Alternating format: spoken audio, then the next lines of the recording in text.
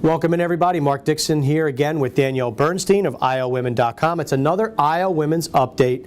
It's Tewaaraton time. This week, the list of 25 gets trimmed down to 5 finalists that will be invited to the Tewaaraton ceremony in Washington, D.C. in early June.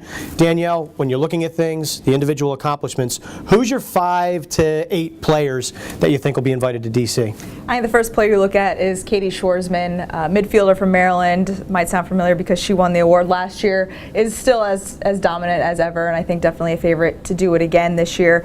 A teammate of hers, Alex Ost, has been phenomenal this year, quarterbacking that offense, has put up outrageous numbers, and I also think is almost a lock. I would put her as almost a lock to be invited to DC as one of those final 5. Becca Block from Syracuse, one of the best defenders in the nation. I would like to see her there. She would be on my final 5. However, as we all know, the Tewaaraton tends to favor offense. I would be a little bit surprised to see a pure defender invited, but she's very much deserving.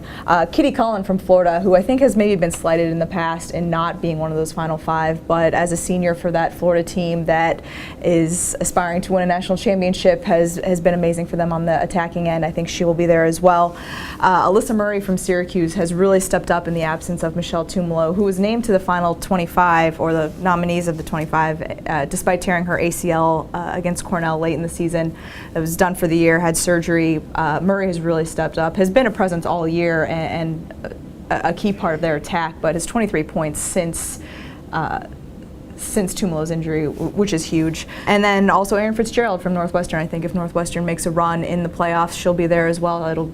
A big part of their offense has been her and her ability to dodge and create offense, and I think you can't overlook her as well if Northwestern makes a run again. And the final player I expect to see there is Kara Cannizzaro from North Carolina. Has been clutch for them all season, come up huge in their big games, especially against Duke in overtime, game-winning goal. Has been there in a lot of their other close games as well. A tremendous player for them who I expect to be invited too.